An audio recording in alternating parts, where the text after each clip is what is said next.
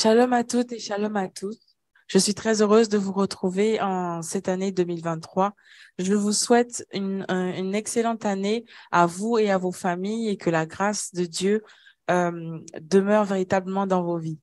Aujourd'hui, nous aimerons du coup avoir des réponses sur le sujet qui intéresse plus d'un et moi y compris. Euh, Comment se débarrasser d'un passé qui tourne, d'un passé qui nous hante malgré le temps qui est passé? Comment se débarrasser d'un passé euh, qui nous hante malgré le temps qui est passé? Et tu as sûrement vécu une trahison, tu as sûrement vécu des abus, ou sinon tu te culpabilises par rapport à des actions, à des actes que tu as posés. Le chagrin sûrement n'a jamais véritablement quitté ton cœur depuis la perte d'un être cher. Pour présenter cette émission avec moi, j'ai Gaëlle à mes côtés. Shalom Gaëlle. Shalom Laure. Effectivement, ce soir, ce thème sera encore enrichissant et d'ailleurs, j'ai hâte d'avoir aussi des réponses à mes questions. Pour répondre du coup à toutes ces questions que vous nous avez envoyées, nous recevons sur ce plateau le pasteur Pascal. Shalom pasteur. Shalom Laure, shalom Gaël, et shalom chers internautes. Excusez-moi. En tout cas, je vous souhaite aussi une excellente année. Que le bonheur et la grâce de Dieu vous accompagnent tous les jours de cette nouvelle année de grâce et que vous possédez ce que Dieu dispose pour vous au nom de Jésus. Amen, amen. Pasteur, le thème du coup qui nous est, en fait, la question tout simplement qui nous est posée aujourd'hui, c'est comment se débarrasser d'un passé qui nous hante. Et d'un premier temps, en fait, on veut parler de tout ce qui est en rapport avec la trahison, avec des abus qu'on a pu vivre. Il y a tellement d'histoires, en fait, dans les familles. Et qu'est-ce que vous pouvez nous dire, du coup, par rapport à cela? OK. En tout cas, merci. C'est un thème très important parce que dans nos églises, il y a plusieurs personnes qui servent, qui prient, qui chantent. Vu du dehors, ces personnes semblent être heureuses. Mais ces personnes trimballent en elles de vrais fardeaux qui alourdissent même leur relation avec Dieu, qui impactent même leur façon de croire en la parole de Dieu. Pourquoi? Parce que, comme vous dites, ils ont vécu des choses qui les ont ébranlés pendant longtemps et malgré leurs efforts, ce n'est jamais parti. La trahison, comme vous avez dit, les abus, des violences dans les familles. Mais une chose que je voulais dire aux internautes, les actions bonnes ou mauvaises nous suivent. C'est nous qui décidons à quel moment nous pouvons abandonner. Dieu dit dans Ésaïe 43, verset 18, « Ne pensez plus aux événements passés. » Donc, quand tu lis ce verset, il dit « Ne pensez plus ». Cela signifie que nous devons fournir un effort de ne plus penser parce que nous alimentons les événements passés comment? En pensant quotidiennement à ces choses-là. Ou simplement en laissant le facteur extérieur, c'est-à-dire que ce que nous voyons à la télé, nous écoutons, nous comprenons, ça nous fait mal.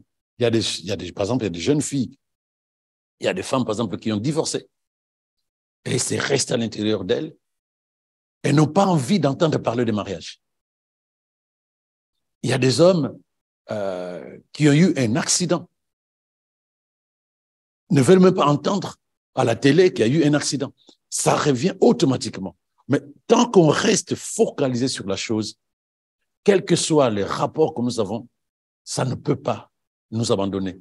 Mais quand Dieu dit « ne pensez plus », cela signifie que nous devons tourner notre regard sur des choses meilleures, progressivement, jusqu'à ce que nous soyons capables de pouvoir parler de ce qui t'est arrivé il y a 5 ans, il y a 10 ans, sans que ça nous fasse du mal. Jésus et Pierre, ces deux personnes. Pierre a menti volontairement à Jésus. Il a dit, je ne connais pas cette personne. Volontairement. Il a pensé à lui. Qu'est-ce que nous aurons pu faire à la place de Jésus? C'est une trahison. C'est violent. Peut-être que si Pierre, qui avait dit avant, il a dit, même s'il me fallait mourir avec toi, jamais je te renierai. Devant tout le monde.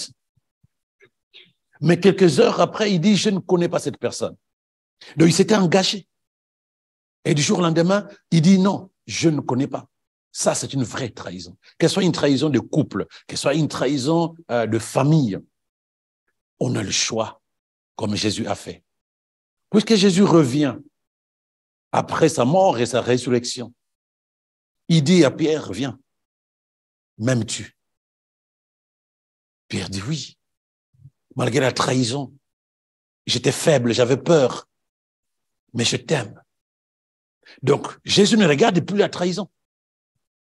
Jésus regarde juste l'état intérieur de Pierre en disant, la faiblesse l'a amené à agir de cette manière, mais je connais son cœur. Donc, lorsque nous savons pourquoi les choses sont arrivées, même si nous ne savons pas, nous avons une seule chose à faire. Qu'est-ce que Christ ferait?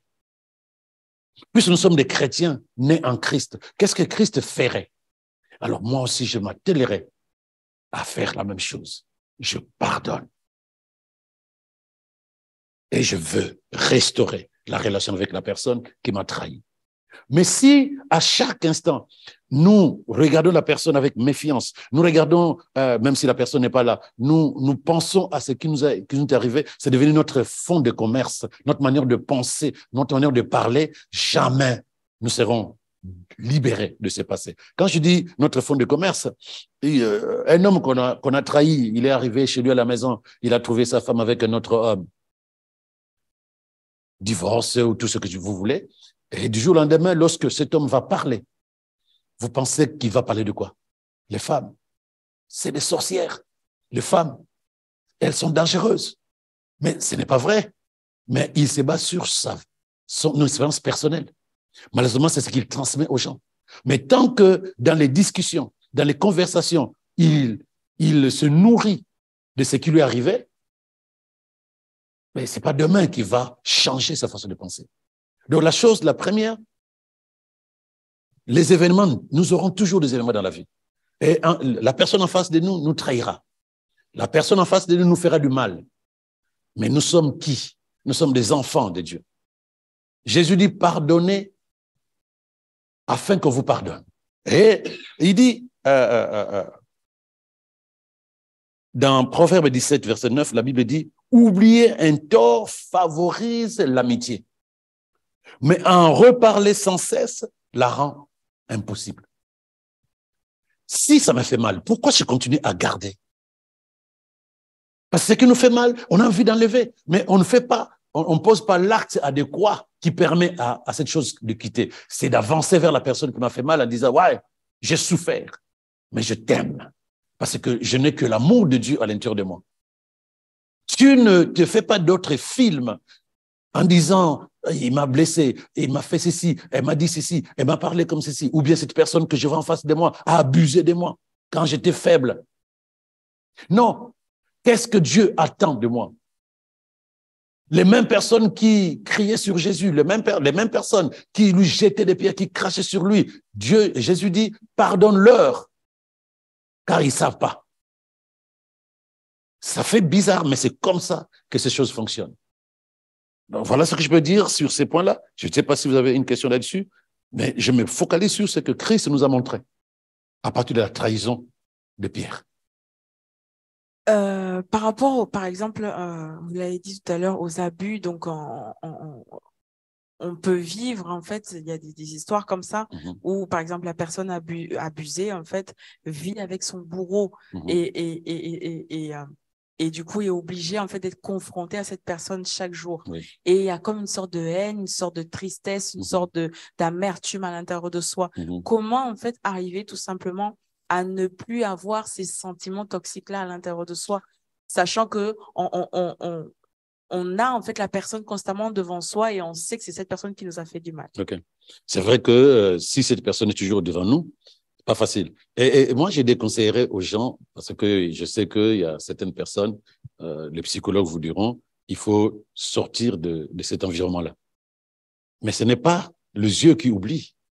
Où que tu seras, si ça n'a jamais été une paix intérieure, il y aura toujours des problèmes. Tu peux prendre 10 000 kilomètres pour t'éloigner de la personne. Si véritablement ton cœur n'a jamais fait la paix, tu ne seras jamais en paix.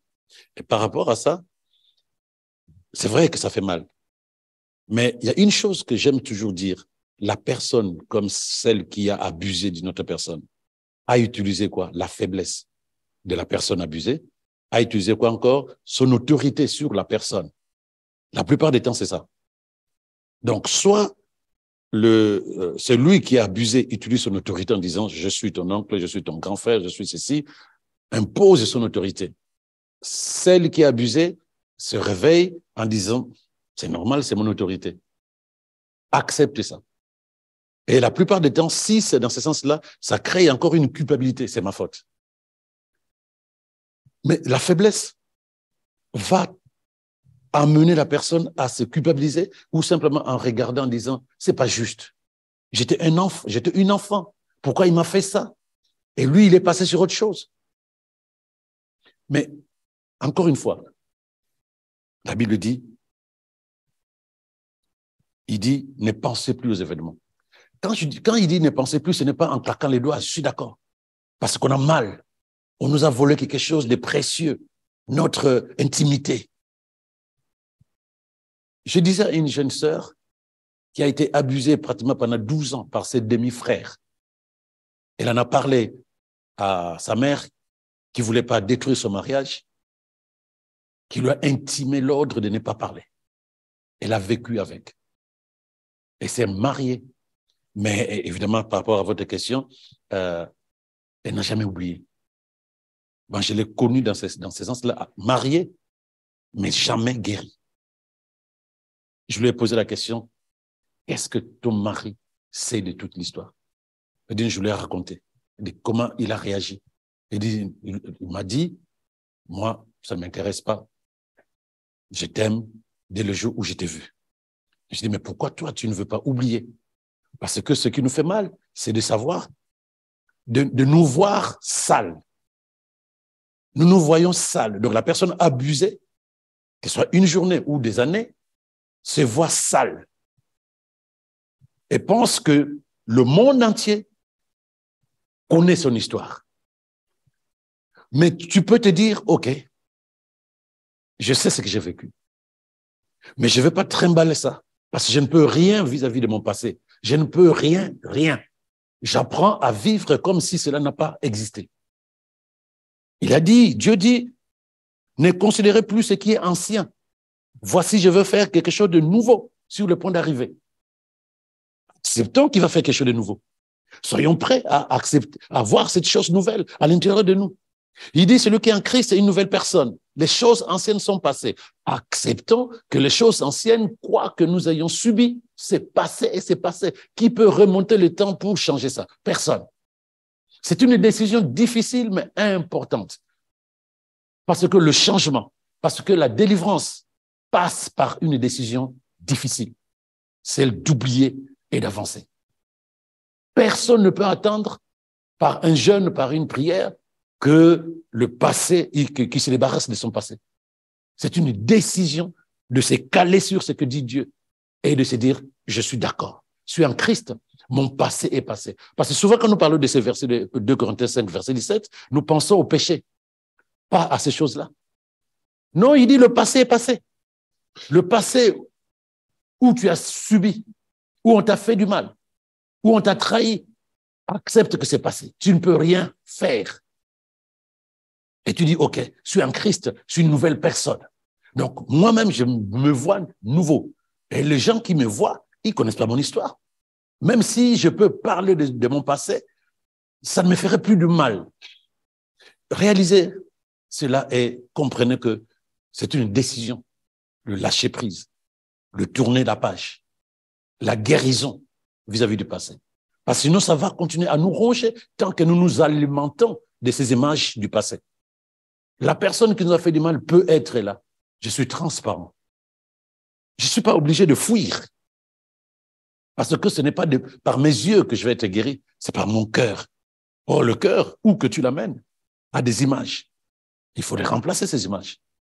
Alors, pasteur, concernant cette question, moi, j'ai une question par rapport justement au fait que des personnes ne veuillent pas ou ne sachent pas comment vouloir en fait se débarrasser de ce passé. Donc, est-ce qu'il peut y avoir des conséquences sur le fait de ne pas se débarrasser de notre passé, passé qui nous hante? Naturellement, je parlais tout à l'heure de la foi. On n'a plus confiance en personne, même en Dieu, parce qu'on estime que les choses n'ont pas fonctionné, les choses ont été à notre défaveur. On m'a fait du mal, où était Dieu? On m'a trahi alors que j'étais un bon chrétien, une bonne chrétienne. Mon mari m'a trompé, ma femme m'a trompé. On n'a plus envie de prier. Quand on parle des églises, vous savez, les églises. Pourquoi? Mais parce que j'ai un souvenir d'une personne qui priait, mais qui m'a fait du mal. Donc, on est impacté par ces choses-là. Personne ne peut se dire, je trimballe mon passé qui est négatif et que je me sens bien. Je vais vous donner des exemples. Il y a des gens qui n'ont plus envie de se marier parce qu'on les a trahis. Pourquoi? Parce que les hommes ont fait du mal. C'est des choses auxquelles on ne fait pas attention. Mais quand tu connais l'histoire de quelqu'un, tu réalises que son comportement, son attitude, sa manière de parler ou d'agir est basée sur un passé qui n'a jamais quitté sa vie et qui est devenu elle. Donc oui, il est nécessaire de chercher à se débarrasser de ce qui sent mauvais. Personne ne peut dire que non, ce que j'ai subi, ce qu'on m'a fait subir me fait du bien. Personne. On est désœuvré. Combien de filles sont devenues des filles, voilà les termes les plus simples, légères, parce qu'on a abusé d'elles. Et se disent, puisque mon corps a été utilisé de manière aussi comme ça, sans ma permission, je la donne à qui je veux. Ça devient quelque chose de très malheureuse, pour la simple raison qu'à l'intérieur d'elles, elles se disent, je ne vaux pas grand-chose, puisque on a abusé de moi. Je n'ai pas de la valeur, puisque personne ne m'a donné de la valeur quand j'ai grandissé ou quand je vivais. Donc, du coup, elle change son regard sur elle-même. Et ce regard sera un regard de légèreté en disant, celui qui veut. On va l'accuser, on ne comprend pas pourquoi elle se comporte comme ça, mais vous ne savez pas par où elle est passée. C'est nécessaire de changer. Voilà pourquoi Romains 12, 2 dit ne continuez pas à fonctionner pareil, mais changez votre manière de penser. Changer notre manière de penser, c'est tourner nos pensées sur ce qui est là au présent et non pas vivre le passé au présent. Voilà. Ouais. Pasteur, tout à l'heure, vous parlez justement du coup du poids en fait que peut avoir un passé. Par exemple, supposons quelqu'un qui se culpabilise par rapport à des actions qu'il a posées. Il a posé des actions en fait qui étaient négatives, qui étaient répréhensibles, et il est comme rongé en fait par les actes qu'il a posés. Comment faire pour sortir en fait de cet état de culpabilité? Ok. La culpabilité, c'est un péché. Cela signifie que nous n'acceptons pas le pardon de Dieu. Nous estimons que ce sont les hommes qui doivent nous pardonner. Mais lorsque la personne se culpabilise, ça signifie que la personne regrette les actes qu'elle a posés. C'est pourquoi il y a le regret. Sinon, toutes les personnes qui posent des actes contre nous ne regrettent pas. Il y a d'autres personnes, tu lui dis, tu m'as fait du mal, la personne dit, je ne vois pas de quoi tu parles, moi j'ai oublié tout ça, c'était juste en passant. Et ça t'a fait encore plus mal. Pourquoi? Parce que il n'y a pas de culpabilité, il n'y a pas de regret dans le cœur de la personne. Mais est-ce que tu vas rester avec le fardeau parce que la personne n'a pas demandé pardon? Maintenant, comment se libérer? Il y a une chose, je viens d'en parler tout à l'heure, pardonne-nous nos offenses comme nous pardonnons à ceux qui nous ont fait du mal. Donc, la personne qui t'a fait du mal, pardonne. Mais si c'est toi qui as posé l'acte, la Bible parle de David qui a tué un de ses soldats pour prendre sa femme. Quand le prophète lui a révélé la vérité, il a pris un temps de jeûne. Il y a un verset peut-être qui est une chanson de David. On dit, pitié pour moi car j'ai péché. Contre toi, toi seul j'ai péché. Ce qui est mal à tes yeux, je l'ai fait.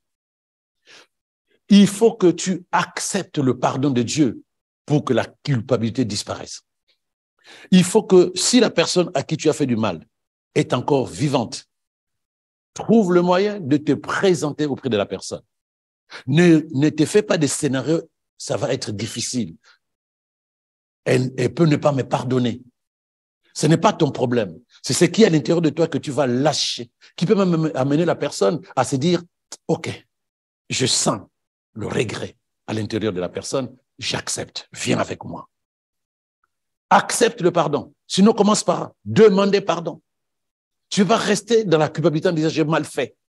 Si la personne à qui tu as fait du mal accepte ton pardon et accepte de te pardonner, tu ne peux pas continuer, toi, à vivre dans la culpabilité parce que ça ne peut pas aussi t'amener à t'épanouir. L'épanouissement, que ce soit spirituel, humain, est basé sur, que ce soit spirituel ou humain, pardon, est basé sur cette paix intérieure où je dis, j'ai posé des actions répréhensibles vis-à-vis de Dieu et des hommes. Je sais qu'en Christ, Dieu m'a pardonné, que Christ m'a réconcilié avec mon Dieu, mon Créateur. J'ai demandé pardon aux personnes à qui j'ai fait du mal, en tout cas ceux qui sont encore vivants. Certains m'ont pardonné, d'autres ne veulent rien savoir. Je sais que la première des personnes à qui j'ai fait du mal, c'est Dieu. Et j'accepte le pardon de Dieu parce qu'il sait que mon cœur est libéré. Maintenant, le temps que je vais passer, c'est prier pour que ceux qui ne sont pas encore capables de me pardonner ne continuent pas à trimballer ces fardeaux parce que leur vie spirituelle en dépend. Nous devons accepter le pardon de Dieu. Parce que celui qui se culpabilise des années et des années ne sait pas que Dieu, quand il nous pardonne, il dit vos péchés, je les oublie, je ne m'en souviens plus. Ce n'est pas à nous de nous rappeler ce que nous avons fait. Si Dieu lui-même dit qu'il l'oublie, ce n'est pas à nous de continuer à nous morfondre. Donc voilà comment je peux encourager quelqu'un en disant, commence par regretter. Si la culpabilité est en toi, cela signifie que tu regrettes. Mais tu ne vas pas vivre de regret. Approche-toi de Dieu. Dis-lui, Seigneur, j'ai péché, j'ai fait du mal à des personnes. Et je sais que la première personne qui a souffert, qui a eu mal, c'est toi. Parce que ces personnes à qui j'ai fait du mal, tu les as créées. Et moi aussi, tu m'as créé. Et en Christ, tu as porté les fardeaux, tous ces fardeaux-là. J'accepte le pardon en Christ Jésus que tu m'as donné pour que je me réconcilie avec toi. Je vais prendre le courage entre mes mains pour appeler, pour rencontrer les personnes à qui j'ai fait du mal, pour leur demander pardon. Même s'ils me pardonnent, ces personnes, même si elles me pardonnent ou pas, je sais que toi, tu m'as pardonné. Parce que, en fait, ce que les gens ne comprennent pas, le pardon, c'est Dieu. Oui, même si nous allons demander pardon à quelqu'un, nous avons besoin plutôt de nous réconcilier avec lui en disant « je regrette ce que j'ai fait ». Mais le véritable pardon est spirituel. Nous devons accepter qu'en posant un acte de regret envers une personne, Dieu dans le ciel voit notre cœur sincère, dit « ok, j'oublie tes péchés, j'oublie les actions que tu as posées ». Voilà pourquoi il dit, dans ce verset que j'ai lu tout à l'heure, il dit simplement que quand tu oublies ce qu'on t'a fait, tu développes l'amour. Mais quand tu en parles sans cesse, tu rends la réconciliation impossible. Quand toi, tu t'approches de quelqu'un à qui tu as fait du mal, tu amènes cette personne à restaurer les rapports humains, mais surtout à restaurer la paix dans son cœur. C'est très important. Voilà. Et avoir aussi, toi-même aussi, la paix. On ne peut pas être stable spirituellement, même dans la vie, en se culpabilisant. On est déprimé, on est malheureux. Dieu dit, il oublie nos péchés. Lorsque nous sommes sincères, il dit que le méchant abandonne ses voies. Ésaïe 55, verset 7. Que l'homme d'iniquité abandonne ses péchés, qui revienne vers le Seigneur, qui aura pitié de lui, à notre Dieu, qui ne se lasse pas de pardonner. Donc, allons avec un cœur sincère. Et non pas de manière lapidaire, pardonne-moi. Non, je regrette. Mais je bénis le Seigneur pour les personnes qui ont un passé de regret, de culpabilité à cause de ce qu'ils ont fait. Ça montre que ils ne négligent pas ce qui s'est passé, mais qu'ils ont vraiment besoin de passer à autre chose. Mais en Christ, bien-aimé, accepte le pardon de Dieu et tu passeras à autre chose. Accepte. Et que le Saint-Esprit, par la parole de Dieu, arrive à nettoyer tout ce qui ne te permet pas de te libérer de ce que tu as posé comme action. Car c'est ce que Dieu fait lorsque nous venons vers lui. Que le Seigneur vous fortifie. Alors, pasteur, concernant cela, on entend parfois certaines personnes dire que le temps guérit les blessures. Alors, est-ce que c'est le temps qui guérit les blessures ou alors c'est plutôt quand on décide d'affronter ou de justement de vouloir se débarrasser de ce passé qui plutôt nous guérit? La vérité, c'est la deuxième partie de ta réponse, de ta question. Le temps n'a jamais rien réglé. Le temps n'a jamais rien réglé par défaut. Quand tu vas demander pardon à quelqu'un, certains te diront, laisse-moi le temps. Donne-moi le temps. C'est trop chaud. Tu ne sais pas combien je souffre. Mais tu souffres parce que tu es focalisé sur ça. Je suis désolé. Le temps ne réglera pas le problème. Parce que nous sommes capables de prendre une décision dans la douleur, de pardonner, de nous libérer. C'est humain lorsque nous pensons que nous devons laisser le temps au temps. Non, le temps, c'est le temps des décisions. Et non pas le temps de laisser les choses y aller. Parce que la situation va faire des bébés à l'intérieur. J'ai parlé tout à l'heure du caractère. J'ai parlé tout à l'heure de la manière de gérer ma vie parce que j'ai été abusé. J'ai parlé tout à l'heure de manière de parler. Tu sens la personne est devenue amère parce qu'on l'a trahi. C'est ça, le temps. Ça fait des bébés. Donc, mais quand tu te libères rapidement de ça, dans la douleur, tu es capable de te transcender, d'aller sur d'autres choses et tu avances. Le temps n'a jamais réglé un problème. Tu ne peux pas changer. On pense que c'est fini, mais non. C'est comme un fruit ou quelque chose qui pourrit à l'intérieur de ton cœur, qui va faire des bactéries à l'intérieur. Et ces bactéries vont générer d'autres maladies. Toi, tu estimes que non, c'est parti. Mais écoute la personne, comment elle parle à partir de... Pourquoi ce langage chez certaines personnes? Parce que il y a 5 ans, 10 ans, il y a eu trahison, il y a eu abus. Pourquoi cette violence envers les hommes? Parce qu'il y a 5 ans, 10 ans, il y a eu abus, il y a eu violence. Donc, en ce temps, quand tu la vois, elle n'est pas malheureuse. Mais il suffit d'un rien, la colère. Il suffit d'un rien, la violence. Non, ce n'est pas le temps. C'est la décision de tourner la page. C'est la décision de vivre la vie chrétienne, puisque nous parlons aux chrétiens. C'est la décision de dire, Christ me demande de pardonner, d'aimer. Il y a 1 Corinthiens 13, verset 7, 8, en tout cas pour la partie pardonner. Il dit, l'amour couvre tout. Il souffre, il endure et pardonne. Il s'est passé par-dessus les fautes d'autrui. Donc, il n'y a pas de raison que je continue à ruminer ce qu'on m'a fait. Maintenant, pour la question de ce que j'ai fait, c'est la même chose. Ésaïe 55, verset 7, Dieu ne se lasse pas de te pardonner. Commence par te pardonner. Commence par te pardonner. C'est là où je dis accepte le pardon de Dieu. Mais c'est comme si on est plus juste que le juste juge. On a du mal à pardonner. Parce que nous estimons que le péché ou le mal qu'on nous a fait est tellement grave que le pardon ne passera pas par là. Et on a du mal à se pardonner parce que nous estimons que c'est très grave ce que nous avons fait, que c'est difficile de pardonner. Non. Acceptons le pardon de Dieu si nos cœurs sont sincères, si le cœur est sincère, et lâchons, ouvrons les prisons si nous avons enfermé des gens dans nos cœurs à cause de ce qu'ils nous ont fait. Eux, ils sont passés à autre chose. Et la personne qui souffre, c'est nous. Eh bien, c'est ça. Alors, comment est-ce qu'il est possible, du coup, est-ce que le fait de se pardonner soi est automatique, en fait, parce que du coup... D'accepter le pardon. Parce qu'on ne peut pas se pardonner. C'est quand tu acceptes le pardon de Dieu, tu acceptes le pardon de Dieu, tu te dis, je suis pardonné. À ce moment-là, tu vis différemment. Tu ne vas pas te culpabiliser. Culpabiliser, du latin culpabilis, je suis coupable.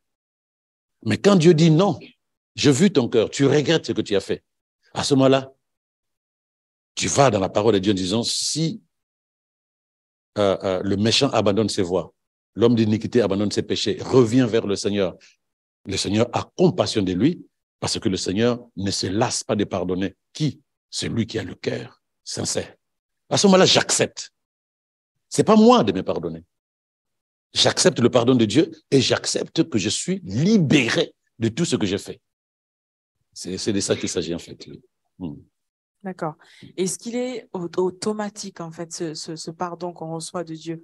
Parce que généralement, on peut se retrouver dans une situation, on se dit, bon, là, maintenant, c'est bon, j'ai compris, la parole de Dieu dit que je suis pardonné, mais il y a encore des voix à l'intérieur de nous. Et on vient souvent nous susurrer, mais regarde, tu vois pas que telle chose ne fonctionne pas, c'est peut-être par rapport à cette chose-là que tu avais fait. Tout à fait. Alors, est-ce qu'il y a un travail constant? Est-ce qu'il y a des paroles à répéter intérieurement pour véritablement faire asseoir ce pardon? Deux choses. Oui, le pardon est automatique parce que le pardon est spirituel. Lorsque j'accepte une parole de la Bible qui me dit une chose, c'est à la seconde où j'accepte que cette chose est effective. Dieu a disposé de la miséricorde et du pardon en Christ. Et si nous acceptons que nous sommes en Christ, nous acceptons aussi que nous sommes réconciliés avec Dieu en Christ Jésus. Parce que l'œuvre de la croix, c'est l'œuvre de la rédemption et de la réconciliation. C'est-à-dire que nous sommes partis chargés et tout cela a été crucifié. Donc, maintenant, en tant qu'enfants de Dieu, nous posons des actes répréhensibles. Nous nous rappelons qu'en Christ, Dieu nous a pardonnés. Nous regrettons les actions que nous posons. Et qu'est-ce que nous faisons à ce moment-là? Nous approchons du trône de la grâce. Mais quand tu t'approches pour faire quoi? Pour regretter, pour dire encore merci, car je sais que si j'ai encore cette grâce de m'approcher de toi, c'est par Christ Jésus. Merci de m'avoir pardonné. Je m'engage à ne plus passer sur ce chemin qui a attristé ton cœur. J'accepte le pardon de Dieu. Je demande pardon à toi et à ceux à qui je fais du mal. À la seconde où tu sors de là, accepte, parce que tu es chrétien, accepte que Dieu t'a pardonné. Mais cela ne suffit pas qu'à la seconde où tu tournes le pied, tu oublies la culpabilité. Non. La chose la plus importante, c'est de te dire, maintenant, je dois apprendre à vivre différemment. C'est un fardeau, la culpabilité. Je vais vivre différemment. Alors, tu as parlé de est-ce que c'est automatique? Spirituellement, c'est automatique. Spirituellement, c'est automatique. Oui, il y a des actions que nous posons qui peuvent avoir de l'impact sur notre vie de manière réelle, physique. Physique. Et je précise bien, parce que dans les églises, c'est mal enseigné. Lorsque je pose un acte, il y a deux choses qui se passent. Je suis pécheur, c'est spirituel, et l'acte que je pose est physique. Par exemple, lorsque j'agresse quelqu'un et cette personne se fracture la jambe et commence à boiter toute sa vie, il y a un péché spirituel, il y a un acte physique qui reste. Les deux éléments ne vont pas forcément de pair. Parce que quand Dieu veut me pardonner, ça signifie qu'il restaure la jambe du frère ou de la sœur. Mais il remet la paix dans le cœur. Le spirituel a quitté. Mais les conséquences peuvent rester. Ce n'est pas parce que le pardon de Dieu n'est jamais passé par là. Il y a des choses que nous posons comme actes. Nous posons des actes répréhensibles qui ont des conséquences dans la vie de tous les jours. Mais quoi qu'il en soit, il y a deux choses dans les actions que nous posons. Il y a la partie spirituelle et la partie physique. La partie spirituelle, lorsque nous regrettons et que Dieu nous pardonne, disparaît. Les conséquences spirituelles n'existent plus. Je ne sais pas si je me fais comprendre. Les conséquences spirituelles n'existent plus. Il peut, ça dépend de l'acte posé, avoir des conséquences physiques. Je fais bien la différence par rapport aux actions que nous avons posées. J'ai roulé trop vite, 150 à l'heure, 200 à l'heure, j'ai un accident. Dans la voiture, il y a une personne qui est décédée, qui a laissé 2 enfants ou a laissé une femme ou un homme. Ça, Dieu m'a pardonné. Spirituellement, je ne suis plus coupable. Mais physiquement, je ne peux pas réveiller le père de ces 2 enfants. Ça, c'est des conséquences. Mais je ne peux pas m'asseoir là-dessus, puisque c'est ça la culpabilité. Si je suis capable de m'investir dans la vie de ces gens-là, pas par culpabilité, par substitution, en disant je le fais. Pas par culpabilité. Donc, il y a ces 2 éléments qu'il faut prendre en compte. Le spirituel disparaît devant nos actions. Mais le physique aussi peut demeurer. Ça dépend de l'acte posé. Voilà. Pasteur, il y a également, en fait, le poids le poids d'un passé qui peut nous hanter par rapport au fait qu'il y ait la perte d'un être cher. Comment se débarrasser justement du coup de ce poids en fait qui est émotionnellement lourd à porter. Tout à fait. Cela signifie que le chagrin a pris place. Que ce soit perte d'un être cher parce qu'il y a rupture d'une personne qui est partie parce que je l'ai vraiment aimé dans mon cœur, il a pris une place importante dedans de moi, que ce soit un parent proche, un être cher, un mari, une femme, un parent, un père, une mère, un frère, une sœur, une personne vraiment qui avait de l'importance. Quoi qu'il en soit, le chagrin qui ne veut pas quitter montre un attachement profond vis-à-vis de la personne qui n'est plus là, que ce soit une rupture, que ce soit un décès. Non seulement ça, ça montre surtout l'importance que cette personne revêtait dans notre relation, dans notre vie. Mais il y a une réalité. Si c'est un départ, la plupart du temps, la personne est partie, elle s'est engagée dans une autre relation. Mais nous, on reste avec le souvenir de notre relation passée. Qui souffre, encore une fois, c'est celui qui continue à se remémorer le passé. Chagrin d'amour ou chagrin parce que la personne est décédée. Quoi qu'il en soit, la Bible dit, dans Jérémie 13, verset 31, je changerai, c'est Dieu qui parle, je changerai leur deuil en allégresse et je les consolerai, je leur donnerai de la joie après leur chagrin. Il y a un temps difficile à accepter ce qui nous est arrivé. Mais ce temps ne peut pas faire des années. C'est un problème. Puisque nous sommes nés de nouveau, la Bible nous dit Dieu est celui qui console le cœur. Nous l'acceptons ou nous continuons à nous morfondre. Encore une fois, le temps ne fera pas de grands effets. Parce que nous avons perdu quelqu'un de cher et qu'il suffit d'attendre 10 ans, on va oublier. Il y aura toujours quelque chose. Si je te pose la question, tu as perdu qui? Ah, un être cher, mon mari, mon épouse, un frère, une sœur, mon enfant, une mère, un père. 10 ans après, parlez-moi un peu de comment ça s'est passé. Pourquoi les gens ont toujours des émotions par rapport à ça? Parce qu'en réalité, c'est enfoui sous le tapis de ce que nous pensons être le temps. C'est enfoui, ce n'est pas une délivrance, ce n'est pas une libération, ce n'est pas une transformation. On a tendance aussi, pour les personnes qui nous ont quittés, je parle de ceux qui nous ont quittés décès, on a tendance de penser que lorsque nous allons les oublier, c'est une trahison. Et donc, du coup, on alimente à l'intérieur de nous une sorte d'autel qui nous amène régulièrement vers ces gens-là. Donc, tu verras, par exemple, des statuts sur les réseaux sociaux, des statuts qui rappellent, évidemment, cette personne-là. Tu verras des personnes qui, un garçon, par exemple, son père est décédé, ils étaient comme ça, il s'habille dorénavant comme son père, pour montrer que non, c'est un homme qui était très cher dans mon cœur. Mais tu ne te libères pas. Tant que ton cœur est chargé de souvenirs, comment veux-tu posséder la parole de Dieu qui va changer ta vie? Et donc, du coup, il y a un souvenir, il y a un fond en bas, et on essaie de poser la parole dans notre cœur. Le cœur est occupé. Oubliez ce qui est passé.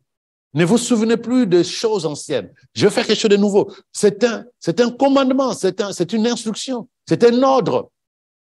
Nous ne pouvons pas être épanouis en nous trimballant avec de fardeaux. Jésus dit, venez à moi, vous tous qui êtes chargés et fatigués. Je viens de dire, Jésus, j'ai aimé quelqu'un.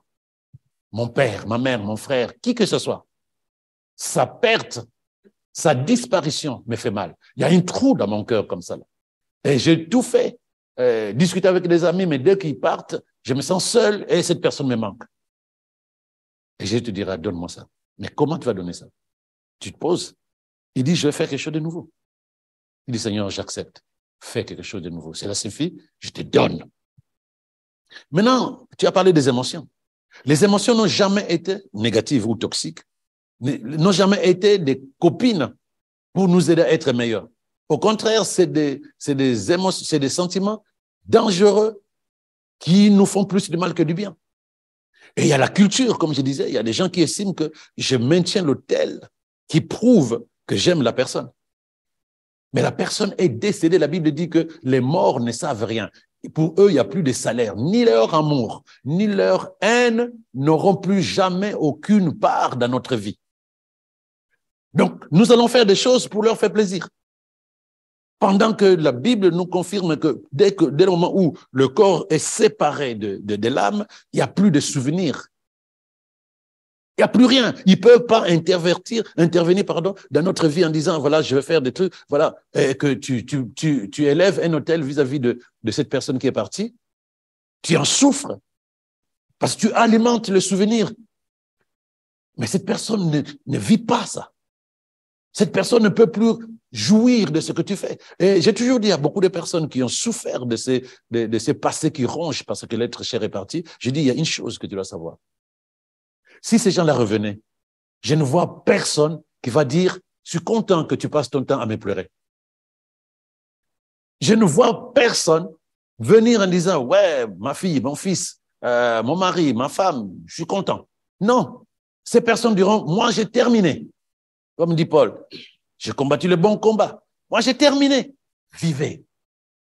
Soyez heureux. Ce qui m'intéresse, que tu sois heureuse. Que ce qui m'intéresse, que tu sois heureux. Donc, tu ne peux pas dire devant la tombe de ton mari, je ne me marierai plus, je t'ai trop aimé. Le mari peut se réveiller pour dire, hé, ma joie, marie-toi. Sois heureuse. Aucun père, aucune mère ne va dire, oui, mon fils, ma fille, continue à me pleurer. Non, mais puisque quand ils étaient vivants, ces gens-là voulaient notre bonheur. Mais quand tu restes avec un fardeau de leur présence dans ta vie, comment veux-tu, s'ils étaient capables de parler, comment vont-ils être heureux? Parce qu'ils te voient malheureux. Tu vois malheureux. Donc, l'être cher, oui, ça montre combien nous étions attachés à cette personne.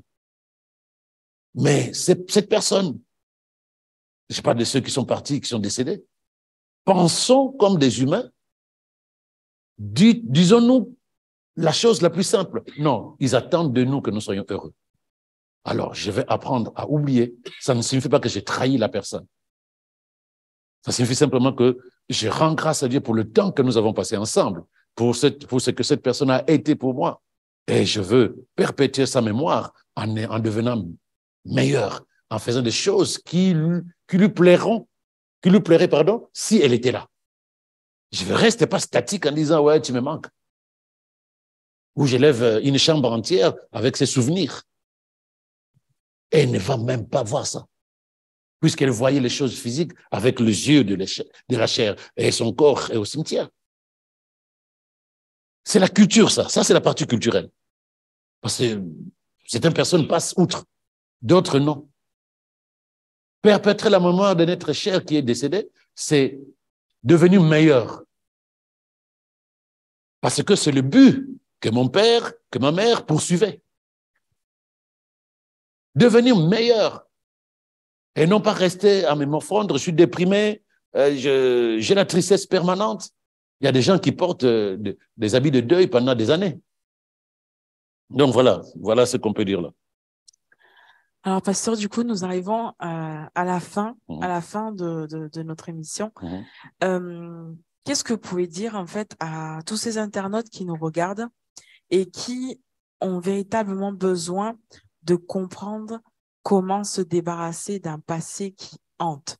Donc, en fait, on a parlé de plusieurs choses. On a parlé d'un premier temps de la trahison, des abus. On a parlé de la perte d'un être cher, que ce soit relationnel, que ce soit la perte, je veux dire, par la mort, tout simplement. Oui. Ou sinon, on a vu tout à l'heure, c'était par des actes en fait qu'on a posés et qui culpabilisent. Voilà.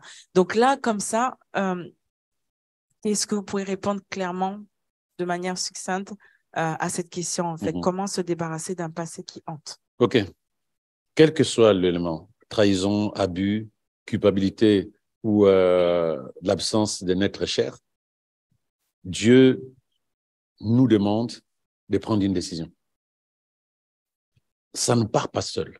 Et je profite pour rappeler que le temps ne fait pas forcément le travail que les gens pensent, c'est-à-dire oublier et passer à autre chose. Quand nous pensons oublier en laissant le temps faire le travail, Dieu nous demande de faire le travail nous-mêmes. Le temps n'est pas là pour qu'il fasse notre travail. Mais surtout, la vie, nous ne savons pas combien de temps nous devons vivre. Pourquoi accepter de continuer à vivre dans la dépression, dans la tristesse, dans l'amertume, alors que ton Créateur te dit, oubliez ce qui s'est passé. Ne pensez plus aux choses anciennes. Alors que la Bible te rassure que lorsque tu es en Christ, tu es une nouvelle personne, les choses anciennes sont passées. Il faut donc que tu prennes une décision de t'envoler vers ton avenir. Parce que si tu continues à vivre dans le passé, ou de trimballer ton passé dans ton présent, ton futur ne sera pas meilleur. Et ce n'est pas autre chose qu'une malédiction que tu amènes dans ta vie toi-même. Quel que soit ce qui s'est passé, quel que soit ce que tu as fait, quel que soit ce qu'on t'a fait, si l'impact est toujours présent dans ton présent, je suis désolé, avec tout l'amour que je te dois, c'est une décision que tu as prise, mais qui n'est pas une bonne décision. Tu es né de nouveau. Pardonne à ceux qui te font du mal. Ces personnes peuvent partir à 10 000 kilomètres, ça ne va pas régler ton problème. Parce que ce n'est pas les yeux de la chair qui vont régler le problème, c'est les yeux de l'esprit, c'est ton cœur. Toi, tu peux fuir loin, c'est la même chose. Pardonne, oublie, comme dit la Bible, et aime. Parce que ce qui va amener le pardon dans ton cœur, afin que tu ouvres les prisons concernant la trahison ou les abus, c'est l'amour que tu vas restaurer. L'amour véritable. C'est ce sentiment intérieur, ce sentiment spirituel qui, comme dit la parole de Dieu, qui pardonne, qui souffre, qui endure, qui passe par-dessus les fautes de l'autre. Maintenant, si c'est toi-même qui te culpabilise, la Bible te dit, ah, viens, va à Christ, dis, je regrette. N'oublie pas que Christ t'a réconcilié avec Dieu. Commence par accepter le pardon de Dieu. Accepte le pardon de Dieu. Tu ne peux pas continuer à te culpabiliser, tu n'es pas plus juste que lui. Si lui dit, lorsque tu viens avec tes fardeaux, tes péchés, je les oublie, point. Non, il dit, je ne m'en souviens plus. Ce n'est pas à toi de t'en souvenir. C'est comme si tu étais en contradiction avec lui. Accepte le pardon de Dieu. Accepte que Dieu t'a pardonné. Et si les personnes à qui tu as fait du mal sont encore vivantes, cherche à transmettre ton regret. Qu'on te pardonne, gloire à Dieu, restaurer l'amour, comme dit ce verset de 17, Proverbe 17, verset 9. Lorsque tu oublies le tort, tu restaures l'amour, la fraternité. Mais lorsque tu en parles sans cesse, bien-aimé, toi à qui on a fait du mal, tu rends impossible ta guérison. Parce que tu es de la matière chaque jour. Tu deviens méfiant, tu deviens aigri, tu deviens violent, tu deviens méchant. Maintenant, pour les personnes qui sont rongées par la perte d'un être cher, bien-aimés, ces personnes-là, si elles étaient capables de revenir, je ne pense pas qu'une personne va dire c'est très bien que tu passes ta vie, que tu passes le restant de tes jours à te morfondre sur ma disparition. C'est la vie de tout le monde. Et ne lève pas un autel dans ta chambre, dans ta vie, sur moi, soi-disant, tu m'as tellement aimé. Non. Sois heureux, sois heureuse. Fais les choses que cette personne aurait voulu que tu fasses de son vivant. Sois heureux. Accomplis ta destinée en Christ en disant, mon père, ma mère, mon frère, ma sœur seraient contents de me voir faire ces choses-là. Et non pas seraient contents de me voir triste toute ma vie. La Bible dit que Dieu transformera les larmes de tristesse en larmes de joie. Il dit qu'il va convertir ton chagrin en joie. Il faut aussi que tu acceptes. Tu ne gagnes rien à rester là-dedans. Tu demeures là-dedans, tu fermes ton cœur vis-à-vis de ces gens, tu vas te développer, tu seras méchant, tu seras mauvais, tu seras aigri, tu auras plein d'amertume, tu ne seras jamais heureux dans la vie. Pardonne-moi mes péchés comme je pardonne à ceux qui m'ont fait du mal. Et Jésus ajoute, nul ne verra le royaume s'il ne pardonne pas son frère. Elle est très chère. Aucun homme, aucun événement ne peut influencer ton futur si ce n'est pas toi-même qui le veux. Mais malheureusement, le futur est influencé par notre manière de fonctionner par rapport au passé et non pas au présent. Rarement le futur, nous utilisons le présent pour la simple raison que nous estimons que notre vie, c'est passé, présent, futur. Notre vie, c'est présent. Notre vie, c'est présent. Et notre futur aura la couleur du présent.